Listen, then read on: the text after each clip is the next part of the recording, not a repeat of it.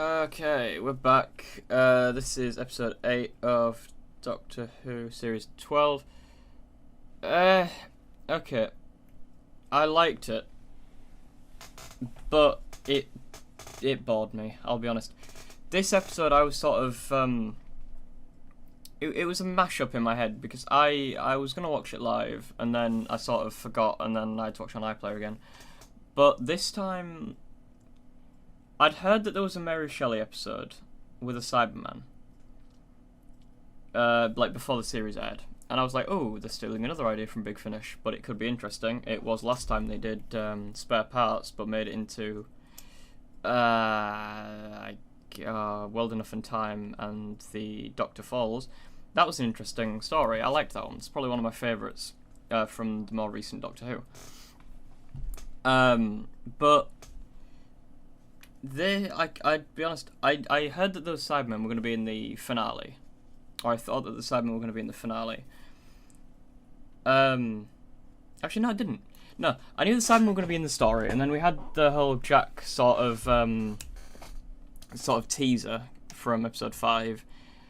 But I didn't think that they were going to be in the finale. I thought that they were going to deal with the sort of the Time Lord stuff in the finale, and just save the Cyberman episode as a one-off Cyberman episode for the Mary Shelley thing, just make it a decent one-off story.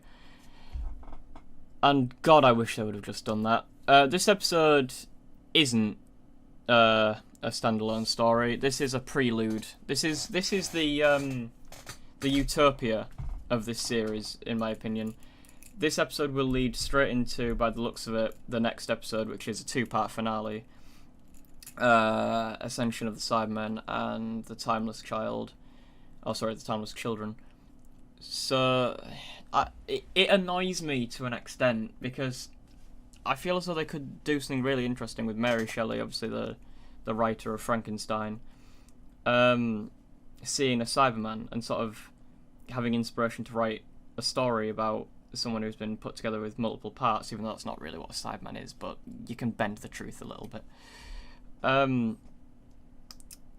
I kind of like that would have been an interesting story, but because they had to shoehorn it into the finale, which is coming next week, and make the Cyberman the villain of the big villain of the season again, it just, I don't know, it in my opinion, it takes away from this episode. They could have had a really good idea as a one-off story, because this series, we haven't had a one-off story where I thought, ooh, that's a really good one-off story. And you might be saying, oh, but the Jadoom episode, that wasn't a one-off story. That was a part of the bigger story arc. Like, you can't just say that one's a one-off story. You get no, like, conclusion from that story if you just watch it on its own.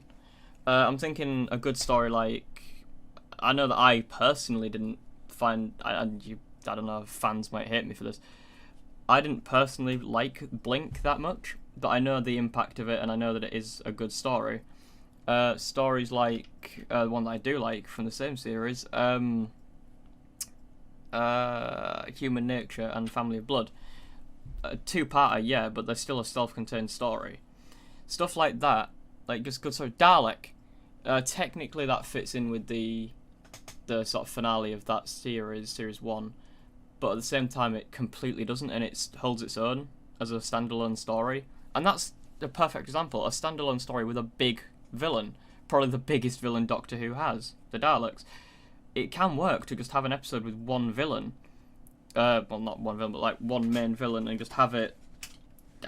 What you could have done here, essentially, is make Dalek, but in the Mary Shelley times, just have one Cyberman, and just see where it goes from there. See what you can do with that concept.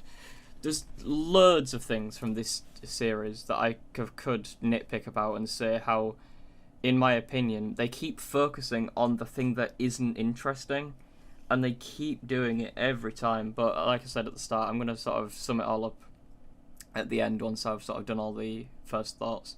I'll do like a final thoughts on the series, in my opinion, and so on. But, I don't know, just the way that they did this as a prelude into the next episode, I don't know, they could have done more. That's the big takeaway from this. They could have done more with the idea and just made it a self-contained story. Because all the other self-contained stories of this series, in my opinion, have been a bit arse. And that's all I can really say. So, I guess until next time with the 2-part finale, that's all I've got to say. Just okay, not the best.